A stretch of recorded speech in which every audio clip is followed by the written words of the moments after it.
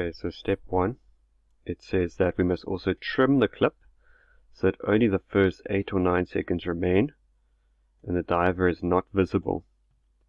So in Movie Maker we just make sure our video clip is selected. So to trim this clip, you're just going to go to Edit and you're going to click on Trim Tool.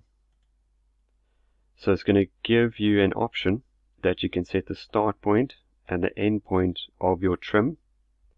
So if we only want, for example, the first 8 seconds to remain in this video and everything else to be cut out, we're going to leave the start point at the 0-second mark, but we want this video to then end at the 8-second point.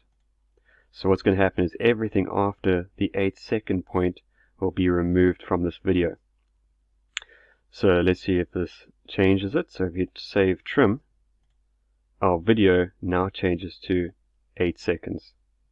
So to trim a video, you just use the trim tool.